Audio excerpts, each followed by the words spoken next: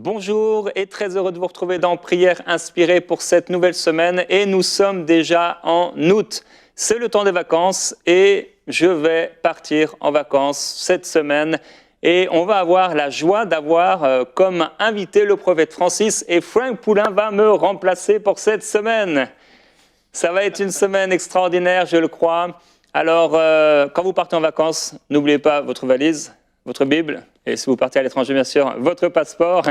Je crois que vous allez passer une semaine bénie, et dans les prochaines semaines, vous allez avoir des invités, pasteur Michael Doppia, pasteur Stéphane Caddy, chez qui je serai d'ailleurs ce dimanche dans la région de Nice pour une prédication. Si vous êtes dans la région, n'hésitez pas à nous visiter. Je prie qu'en cette semaine, vous soyez fortifiés par la puissance de Dieu à travers ces émissions. Je crois que vous allez l'être. Et je vous souhaite à ceux qui sont en vacances, bonnes vacances. À bientôt.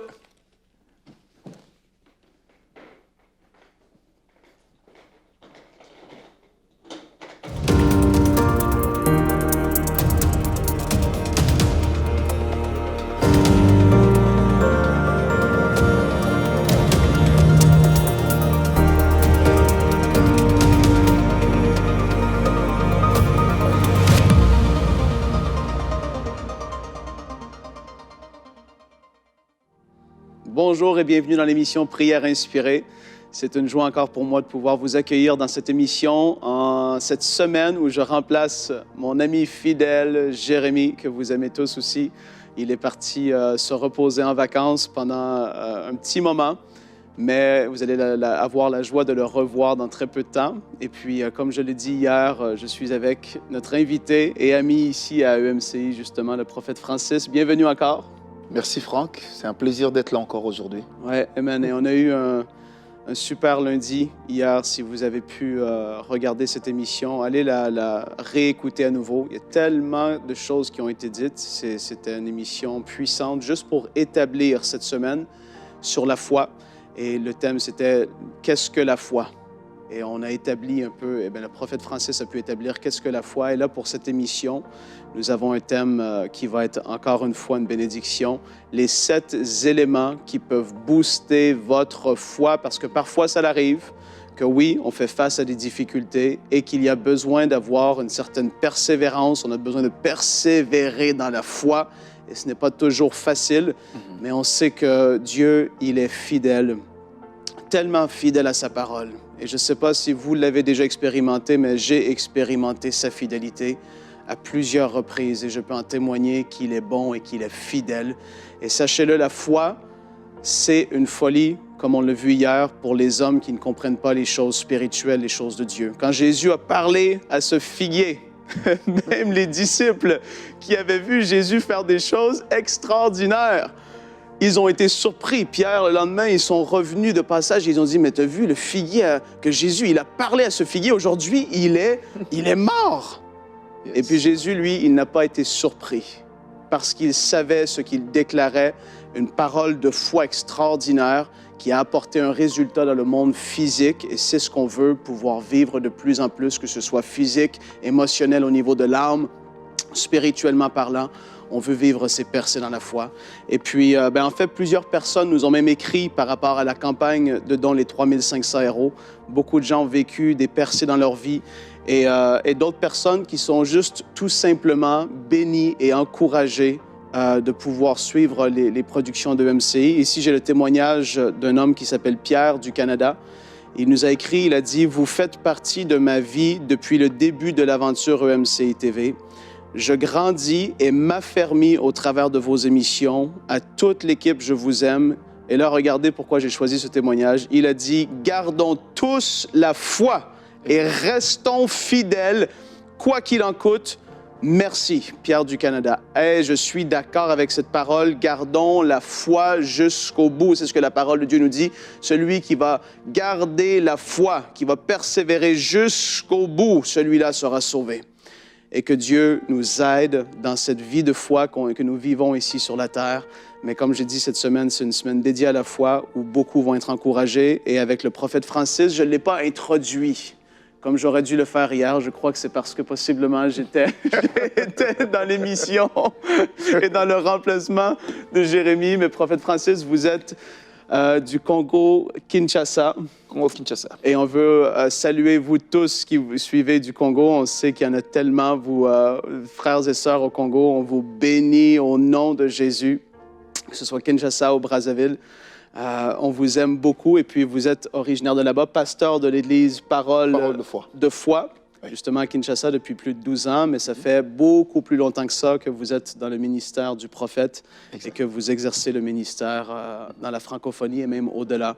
Et on est vraiment heureux de vous avoir aujourd'hui avec nous encore sur ce plateau de prière inspirée à EMCI. Vous êtes une bénédiction et comme j'ai dit, un ami dans le ministère, un frère dans le service. Et puis, je crois que les gens, ils s'attendent à Dieu dans cette émission. Et puis, je ne veux pas parler plus ou prendre plus de temps. Je vous laisse la parole. Prophète Francis. Merci beaucoup Franck, merci beaucoup à toute l'équipe de MCI pour cette invitation. C'est un privilège que de pouvoir servir Dieu.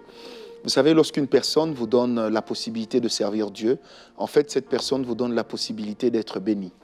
Parce que nous sommes justement bénis à la mesure où nous constituons en nous-mêmes une bénédiction pour les autres. Le frère Job, dans la parole de Dieu, a dit une parole qui m'a toujours touché. Il dit, Seigneur, lorsque l'indigent avait faim, je lui donnais à manger et la bénédiction de l'indigent est venue chez moi. En fait, lorsque quelqu'un vous invite pour constituer une bénédiction pour les autres, en réalité, c'est vous qu'elle bénit d'abord.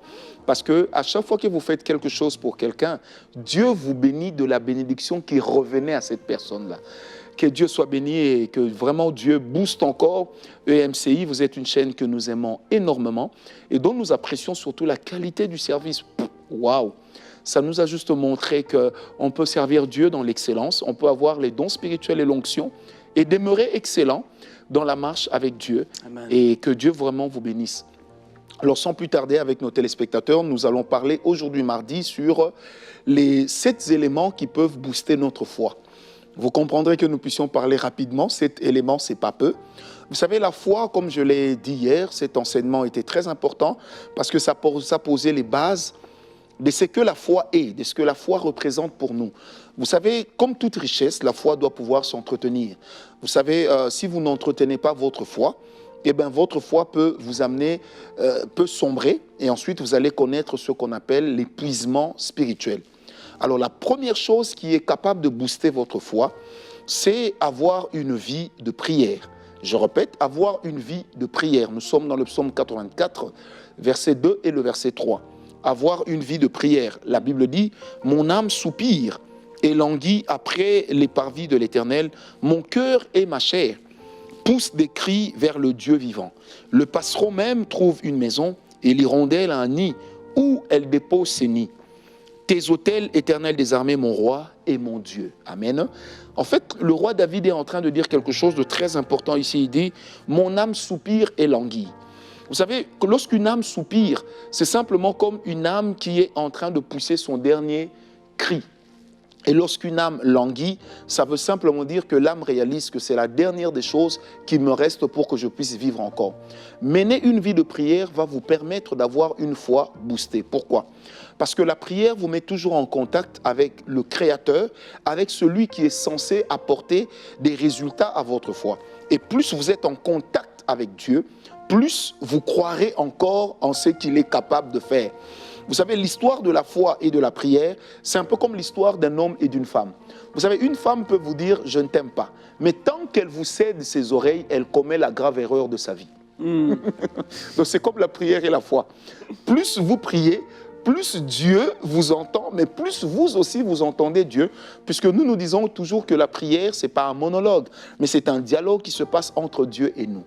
La deuxième chose qui peut booster votre foi, c'est l'adoration. Nous restons dans le psaume 84.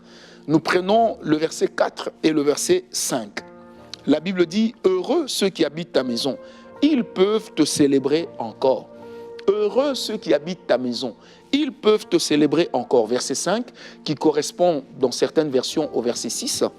La Bible dit « Heureux ceux qui placent en toi leur appui. » Alors, placer en Dieu son appui, c'est ça que nous appelons la foi. Parce que la foi prend Dieu pour appui. Amen. Et je me rappelle hier avoir donné ici l'exemple du dossier, du fauteuil sur lequel je suis posé, en disant que la foi c'est comme ce dossier, mais ce dossier invisible, mais que je ne vois qu'avec mon œil spirituel. Et le roi David dit que je place heureux celui qui place en Dieu son appui, qui place en Dieu sa foi. Et la Bible dit, ils trouvent dans leur cœur des chemins tout tracés. Là, il parle également de la prophétie. Donc, il y a 3 éléments qui apparaissent dans le psaume 84, verset 4 et verset 5.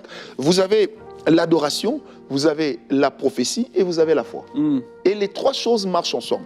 Lorsque j'ai la foi en Dieu et que je l'adore, cette adoration m'aide à mieux comprendre Dieu. Cette adoration m'aide à ce que la gloire de Dieu puisse couler sur moi. Pourquoi? Parce qu'à chaque fois que je viens dans la présence de Dieu, il y a comme cette attraction. Ça veut dire, ma foi attire Dieu. Mon adoration m'attire vers Dieu. Et à un moment, il y aura cette collision qui va se passer entre Dieu et moi. Et lorsque j'atteins cette collision, quelque chose de moi meurt au profit de la chose de Dieu qui vient vivre sur moi. Ce qui fait que les adorateurs sont en réalité des personnes qui vivent une transformation intérieure. Alors, lorsque je suis transformé dans mon être intérieur, ma foi est encore plus bâtie et elle est boostée. Et la Bible dit que ces gens trouvent en Dieu un chemin tout tracé. Ça veut simplement dire que lorsque je suis en train d'adorer Dieu, je ne l'adore pas en rapport avec un problème que j'ai, mais je l'adore parce que mon cœur veut lui exprimer tout ce que je pense de lui et tout l'amour que j'éprouve pour lui. En ce moment-là, qu'est-ce qui se passe? Je commence pendant l'adoration à voir la chose qui va arriver demain. Autrement dit, derrière ma foi, derrière mon adoration, il y a le prophétique qui s'ouvre à mon esprit et qui m'aide justement à voir les choses que Dieu va faire demain. C'est un peu comme une personne qui est devant la mer Rouge. Elle se dit, tiens, j'ai la mer Rouge devant moi. Et on se rappelle de l'histoire du peuple d'Israël. J'ai la mer Rouge devant moi. Quand je regarde derrière, j'ai l'armée égyptienne. Mais quand je commence à adorer Dieu, je me vois de l'autre côté. Amen. En fait, c'est ça même l'image. Ça veut dire que par mon adoration, je suis déjà de l'autre côté. Donc, mon adoration m'aide à voir ce qui arrivera demain. Par conséquent, qu'est-ce qui va arriver? C'est que mon adoration va booster ma foi. Et c'est là que les gens se diront, mais comment est-ce que dans une situation d'imbroglio total, dans une situation de véritable remue-ménage, mais comment lui peut-il continuer à croire? C'est parce que dans mon adoration, j'ai vu les prévisions divines et j'y ai cru. Amen. Voilà pourquoi ma foi est rejaillit justement à cause de mon adoration. Et les adorateurs sont des personnes extraordinaires. Voilà pourquoi dans le psaume 110, verset 7, la Bible dit « Il boit au torrent pendant la marche, alors c'est pourquoi il relève la tête. » Donc quand je suis épuisé, quand je suis fatigué, quand plus rien ne va, quand je viens dans la présence de Dieu en train de l'adorer, je suis en train de me ressourcer. En fait, l'avantage avec l'adoration, c'est quoi? C'est que lorsque j'adore Dieu en croyant en lui, je ne suis pas en train de parler de moi, je suis en train de parler de lui. Or, dans la présence de Dieu, tout ce que j'ai dit de Dieu à Dieu a de l'impact réel sur moi. Pourquoi? Parce que dans toute l'histoire de la Bible, Dieu s'est toujours présenté par le nom par lequel il agit. Amen. Et c'est pourquoi le Saint-Esprit lui-même, quand il vient travailler dans l'Église, il vient travailler dans la vie de l'homme, il ne vient jamais en disant « je m'appelle tel ». Il est Dieu sans nom. Mais nous lui donnons le nom en fonction de ce qu'il fera. Un jour, Moïse lui pose la question, mais quand Israël me posera la question, qui m'envoie, que leur dirai-je? Il dit, mais tu leur diras, je suis, comme pour dire, devant les challenges que vous connaîtrez, je ne serai pas, mais je suis déjà là. Comme pour dire, je vous ai précédé, je suis arrivé avant vous. Donc, l'adoration booste notre foi. Et cela est donc très important à savoir. La troisième des choses, Franck, c'est que lorsque je parle des exploits de Dieu, ça booste ma foi. Ça booste ma foi. C'est un peu comme ce paralytique, cet aveugle qui a marché, et puis on lui dit, mais dis-moi, dis-nous un peu, mais celui-là qui a fait que tu recouvres la vue, c'est qui? Il dit, je ne sais pas s'il est prophète, je ne sais pas qui il est, mais tout ce que je sais, c'est que j'étais aveugle, mais maintenant, je vois. Une manière de dire que peu importe ce que vous pensez, l'évidence est là. Amen. Et la Bible dit justement avec les psaumes, même avec les actes des apôtres, vous prenez déjà acte 2, versets 42, 43, 44, vous descendez. La Bible est claire, c'est que le nombre de ceux qui avaient cru s'accroissait tous les jours. Pourquoi? Parce que Dieu réalisait des grands miracles. Et ça fait que quand les gens parlaient de leurs exploits, des choses qu'ils ont vu Dieu faire, ça affermissait la foi des autres. C'est ça la force du témoignage. Ouais. Parler des exploits de Dieu, parler de votre témoignage, ça permet à ce que la foi, votre propre foi, puisse être boostée. Vous savez, il y a juste des moments où on se pose la question, est-ce que Dieu peut encore faire? Mais quand je pense à ce qu'il a déjà fait, ma foi est bâtie. Amen. La quatrième clé pour booster ma foi, c'est une bonne connaissance de la parole de Dieu. Une bonne connaissance de la parole de Dieu. La Bible dit dans Romains 10, verset 17, « Car la foi vient de ce qu'on entend, et ce qu'on entend vient de la parole de Dieu. » Dans la version King James, la Bible dit, « La foi vient de ce qu'on entend, virgule, qu'on entend, virgule, qu'on entend. » Donc ça veut dire que notre foi est bâtie en fonction du fait que nous entendons plusieurs fois la même chose. Amen. Donc lorsque je te dis Dieu est fidèle, Dieu est fidèle, Dieu est fidèle, quelque part en moi, il se construit une pensée nette sur la fidélité de Dieu. Ouais. Et du coup, je n'ai pas du mal à croire en cette fidélité parce que je sais qu'il est réellement fidèle. Ouais. Donc le fait de connaître la parole de Dieu, de savoir que tiens, rien ne va. Je suis en train de voir le méchant prospérer. Ah tiens, je pense à Asaph. Je vais tout de suite psaume 78 jusque psaume 80-81. Asaph, qu'est-ce qu'il a dit? Ah tiens, je retourne même un peu plus tôt. Lorsqu'Asaph disait, il dit, mais Seigneur, nous ne voyons plus nos signes. C'est comme si ta droite ne travaille plus. C'est comme si ta main était devenue courte. Mais la Bible dit, mais quand j'entre dans la présence de Dieu, je vois la fin de mes ennemis, je crois. Donc la connaissance de la parole de Dieu m'aide à savoir que peu importe le problème qui peut m'arriver, je sais que Dieu a les moyens de me faire sortir de ce bourbier parce que Dieu voit au-delà de mon nez. Dieu voit au-delà de mes capacités. Amen. Donc mon problème n'est pas la limite de ma vie, mais c'est ma foi qui établit une limite d'action à mon Dieu. Voilà pourquoi quand je crois en Dieu, je crois qu'il est illimité, je préfère. Ça m'évite de pouvoir donner à Dieu une limite qu'il ne doit pas avoir. Et ça, c'est juste extraordinaire. C'est pourquoi connaître la parole de Dieu est très important. Vous savez, il y a un défaut que plusieurs enfants de Dieu développent. Ça, je préfère en parler, c'est que lorsque les gens sont des personnes de prière, généralement, ce sont des personnes qui négligent la parole de Dieu. Or, la connaissance de la parole de Dieu, l'application, la mise en pratique de la parole de Dieu, cette connaissance marche de pair avec la puissance de la prière. Et quand je connais la parole, je proclame la parole donne du tonus à ma foi. Amen. La cinquième clé, ce sont les grandes visitations divines. Vous savez, quand Dieu vous visite, vous criez « Ah, il est capable ». J'ai vécu tellement d'expériences dans ma vie, le temps manquerait d'en parler, mais il y a juste des moments où quand je me souviens de la manière dont Dieu m'a parlé. Vous savez, le 2 novembre 1998, à 5 h du matin, j'ai vécu une apparition de Christ dans ma chambre. Pourquoi le 2 novembre? Parce que c'est le jour de mon anniversaire. Oui.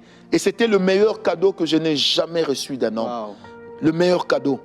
Et vous savez, des fois, je suis épuisé parce que les gens peuvent dire... Parce qu'il arrive aussi que des personnes mal intentionnées nous écrivent pour nous insulter, nous écrivent sur les réseaux sociaux, déforment ce qu'on a dit, fassent des découpes juste pour nous salir. Il arrive que nous soyons aussi découragés. Il arrive qu'on se pose la question, mais pourquoi ne pas abandonner? Mais c'est en ce moment-là, quand tu penses à une visitation particulière, tu te dis non, Dieu existe. Ce ne sont pas les hommes qui m'ont appelé, c'est Dieu. Je vais persévérer. Je ne sais pas comment la tempête va se calmer, mais je sais que celui qui parle à la tempête existe encore. C'est pourquoi, mon bien-aimé Franck, il est très important que nous puissions aimer la visitation divine. Amen. Et moi, je dis toujours à l'église, nous ne prions pas pour que l'ange qui a visité Manoah revienne. Non. mais nous prions pour que le Dieu qui a parlé le jour du baptême de Christ parle encore dans nos cœurs. Yes. Ça, c'est des visitations qui ne viennent qu'une fois. Et dans les visitations divines, vous avez des visitations qui peuvent être communes à tous les chrétiens. Oh, j'ai entendu la parole de Dieu, ça m'a touché, les larmes coulaient de mes yeux. C'est commun aux chrétiens. Mais il est de ces visitations où vous êtes incapable d'expliquer la chose qui s'est passée. Vous êtes incapable d'expliquer, mais vous vous dites, mais il était juste là. Il était juste là. Je ne sais pas. C'est un peu comme l'apôtre Paul qui disait, je connais un homme. Je ne sais si c'était dans sa chair ou si c'est en esprit, mais tout ce que je sais quand j'en parle, j'ai des picotements, mais tout ce que je sais, c'est que j'ai été enlevé au 3e ciel. Vous savez, je suis prophète, et en tant que prophète, je fais beaucoup d'expériences surnaturelles, beaucoup d'expériences des visitations, parce que le ministère de la prophétie ne consiste pas seulement à parler aux hommes de Dieu, mais ça consiste d'abord à avoir le cœur de Dieu. Le rayonnement du cœur de Dieu me permet, quand je parle, d'éprouver les émotions que Dieu éprouve lui-même quand il parle. Et ça, c'est merveilleux. Les visitations divines. La 6e clé qui peut booster notre foi, c'est la détermination à atteindre une vision. Quand je suis déterminé à atteindre ma vision, ma foi est boostée. Parce que quand j'ai en vision un objectif, le problème que je rencontre cesse d'être un problème. Je donne un exemple. Nous sommes dans 1 Samuel 17. Toute l'armée d'Israël recule devant Goliath. Mais quand David regarde Goliath, il se dit, avec ma taille, si je monte sur les épaules de cet homme, je serai vu de tout Israël. Donc, il a une vision, je serai roi. Ouais. Du coup, Goliath devient une opportunité. Et nous allons dans 1 Samuel 18, verset 3, verset 4, verset 5. La Bible dit, David revenant des campagnes avec Saül. Les femmes d'Israël ont commencé à chanter, David a tué 10 000, Saül a tué 1000. Eh bien, qu'est-ce qui s'est passé, Franck? David a été hissé devant tout Israël à cause des épaules de qui? De Goliath. Ouais. Voilà pourquoi lorsque David a terrassé Goliath, il n'a pris que 2 choses. Il a pris la tête de Goliath et il a pris l'épée de Goliath. Et c'est la même épée de Goliath qu'on lui remettra par les sacrificateurs lorsqu'il sera en train de fuir devant Saül. Mais pourquoi il a pris la tête de Saül? Parce que, en ayant la tête de Saül, plus tard, le crâne de Saül, ça faisait de lui un grand général.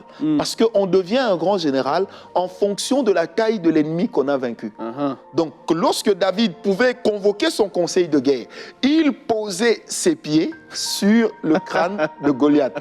Or, les gens se disaient, si cet homme, Goliath, nous a fait fuir, et lui a vaincu Goliath par syllogisme, on dirait que cet homme est plus dangereux que Goliath. Donc c'est comme ça que la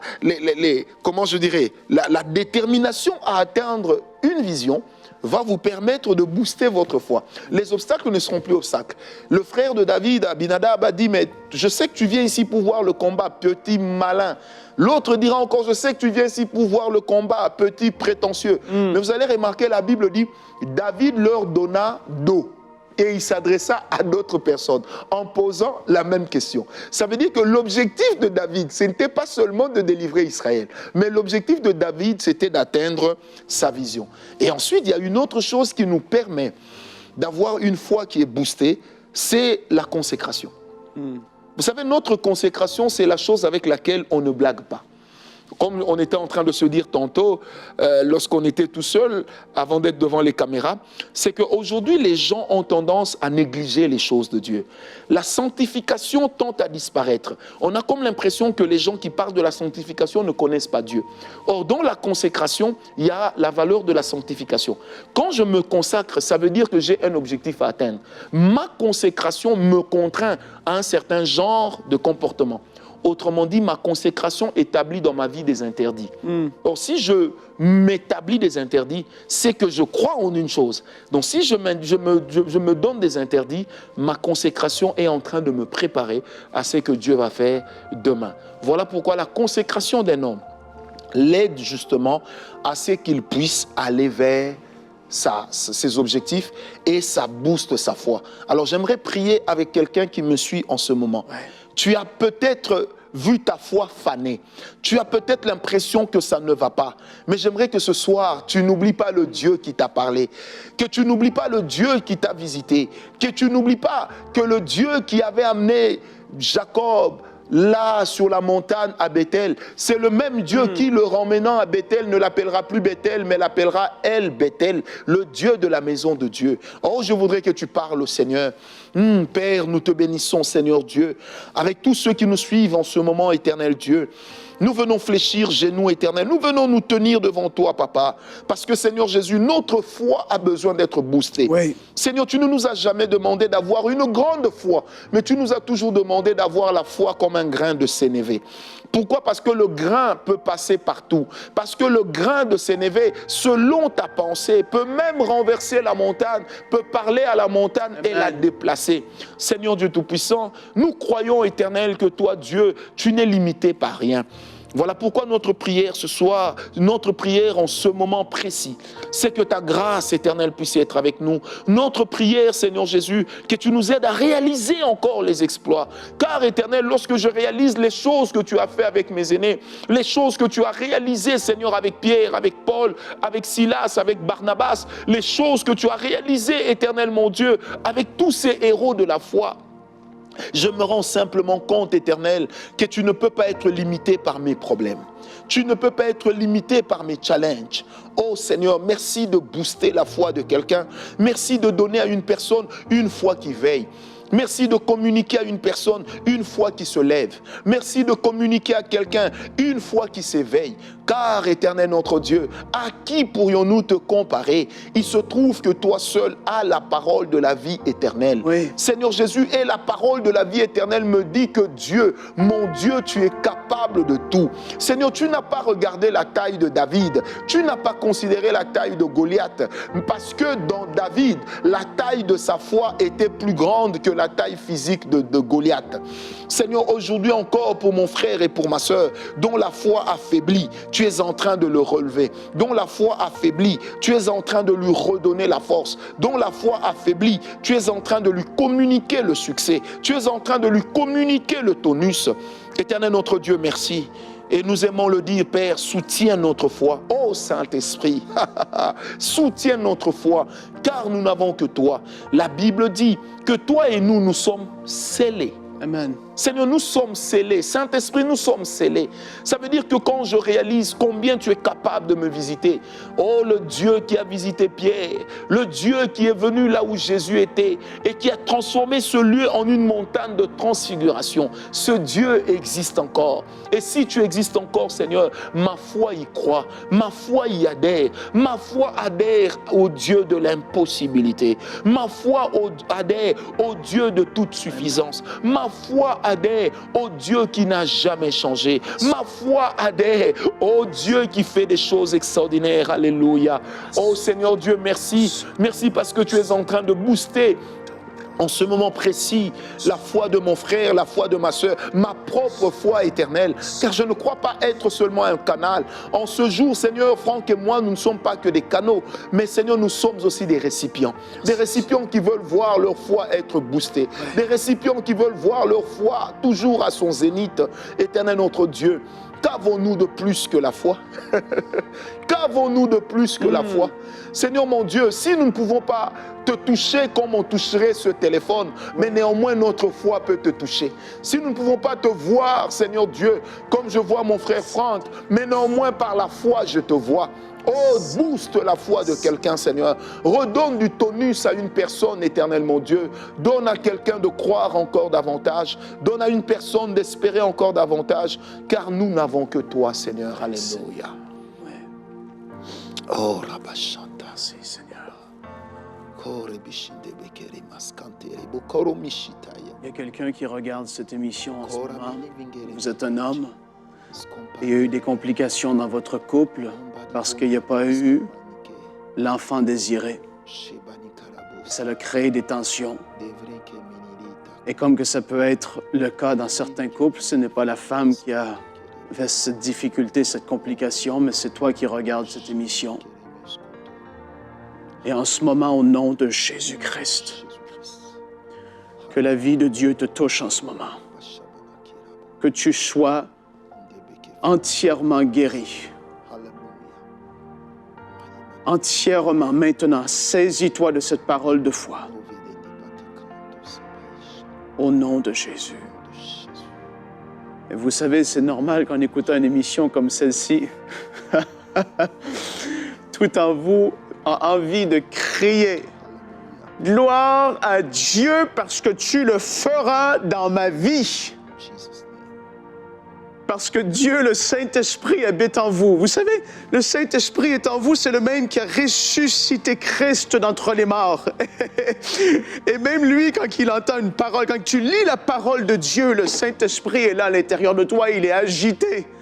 Il veut te pousser à aller plus loin. Il veut que tu vives des choses plus fortes avec lui. C'est pour ça que même les disciples, comme je l'ai dit au début de l'émission, ils ont vu Jésus maudire ce figuier. Ils avaient vu des guérisons, des délivrances, des choses compliquées. Mais là, c'était autre chose pour eux. Ils étaient à un autre niveau de foi. Ça dépassait leur entendement et ce qu'ils avaient vu jusqu'à présent. Et Dieu veut t'amener à quelque part d'autre. Ah, soyez bénis. Cette semaine ne fait que commencer. Soyez bénis au nom de Jésus et on se retrouve demain pour une prochaine émission de Prière inspirée.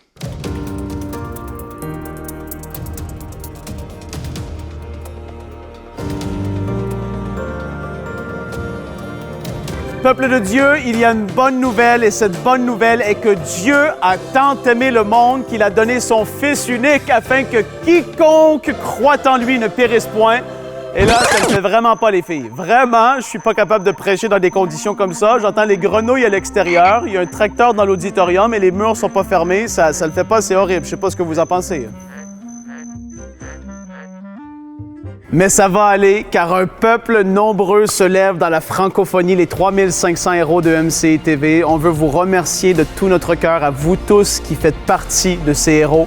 Et je veux aussi vous encourager, à vous tous qui ne faites pas encore partie de cette grande famille de partenaires, à pouvoir le devenir pour non seulement nous aider à achever la construction du centre MCI, mais aussi de l'équiper pour qu'on puisse vivre des conférences ici, localement, mais qui seront retransmises à l'international, dans le monde entier, pour qu'un maximum de personnes soient touchées par la puissance du Saint-Esprit. Notre cœur est de voir un réveil dans le monde francophone.